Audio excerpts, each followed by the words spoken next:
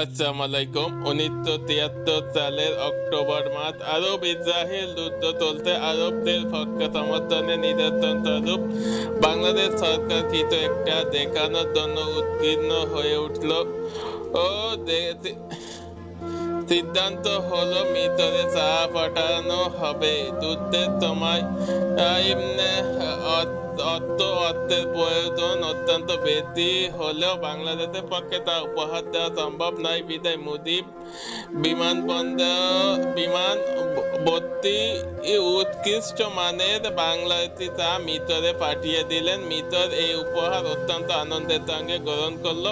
কেবল শেখ মুজিবই নন, অন্য কেউই চিন্তা করতে পারেনি যে এই উপহার প্রদানের ঘটনাটি পরোক্ষভাবে তার জীবনে প্রিয়গান্ত নাটকের অবতারণা ঘটবে। যুদ্ধ শেষ হয়েছে, প্রেসিডেন্ট আনোয়ার সাদাত বাংলাদেশের আন্তরিক উপহার এর কথা ভুলেনি।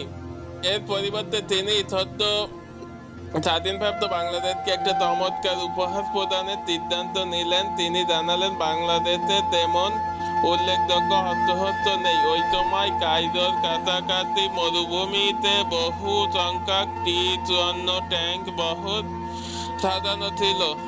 প্রেসিডেন্ট সাদাত থেকে 30টি ট্যাঙ্ক বাংলাদেশের উপহার পাঠাবে বলে স্থির করল। 1974 সালে বসন্তকালের ওই প্রস্তাব শেখ মুজিবকে জানানো হলো। এই প্রস্তাবে তাহার মনে ভীতি সঞ্চার করলো।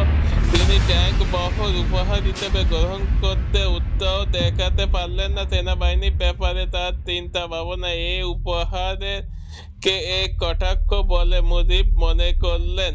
অবশেষে পররাষ্ট্র দপ্তর তাহার মন্ত্রীবর্গ তাকে বুঝাতে সক্ষম হলেন যে আনোয়ার সাদাত এর এই শুভেচ্ছা উপহার কোনো বিবেচনাতেই তিনি ফিরিয়ে দিতে পারেন না। 1974 সালের জুলাই মাসে 30টি T-54 ট্যাঙ্ক এবং 400 রাউন্ড ট্যাঙ্কের গোলা বাংলাদেশে এসে পৌঁছালো। ফার্স্ট বেঙ্গল ল্যান্সার বাংলাদেশের একমাত্র সাঁজোয়া রেজিমেন্ট। ওই রেজিমেন্ট